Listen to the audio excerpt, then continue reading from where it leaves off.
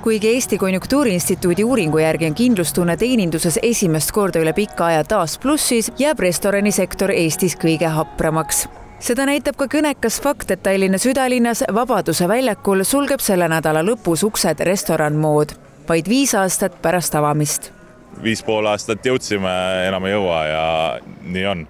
Et eks võib-olla isegi positiivse otsusena tuli see, et see leping nüüd läbi saab, sest mulle endal seda käiku oli jube raske teha. Mul on seob teda niisugune hingeline suhe selle kohaga, et ma ju lõpuks sain teha täpselt sellise koha, mida ma too hetk tundsin, et ma teha tahaks. Otsusega venitati 1,5 aastat, aga kehvad renditingimused linnavalitsuse poolt ning tarbija kasvav ebakindlus viisid otsuseni, kus linna peaväljaku ainuke restoran käesoleva nädala lõpuga oma uksed sulgeb. Suures pildis kindlasti ma ei näe, et hetkel hakkaks paremaks veel minema.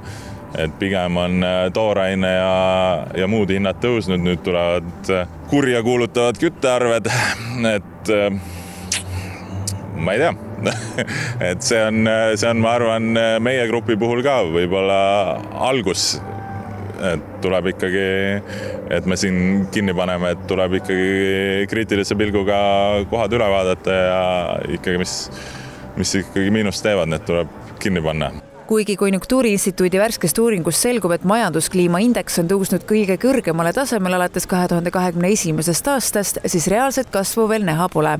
Ülemiste keskuse juhi Guido Pärnitse sõnul on ostjad praegu tagasihoidlikult stabiilsed ja paljuski liiga ära hirmutatud ka käibemaksu tõusuga, mida peegeldab ka see, et Läti ja Leedu ostjate kindlus on suurem. Mingid ju märgid on ju selle aasta algusest juba olnud, et asi nüüd väga palju hullemaks ei lähe, eks ole. Ja need asjad, mis ütleme nüüd, korraks on jälle siukse tuju nagu mornimaks läinud, need on võib-olla siuksed väliselt ja võib-olla võimendatud hoopis mingil muu põhjusel tegevused.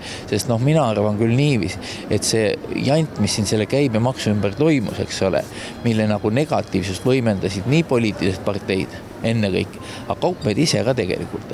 Et see oli nagu siuke halb nagu ütleme kaubandusele, sest see nagu hirmutas inimesi ära. Nüüd, mil käibemaksuga on harjutud, usub Pärnits, et igale kriisile järgneb tõus ja võib arvata, et kõige hullem on möödas.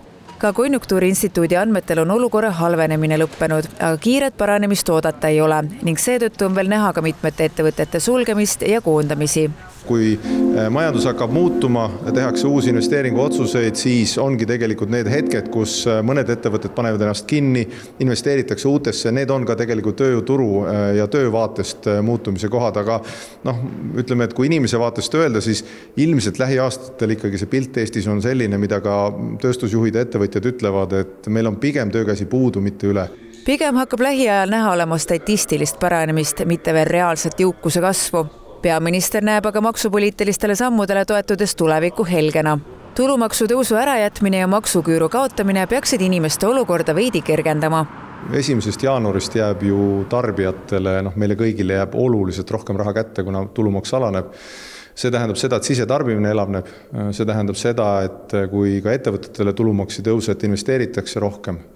Nii et üsna selline kevadine aeg tuleb 2026. aasta alguses ja 2026. ja 2027. aastal.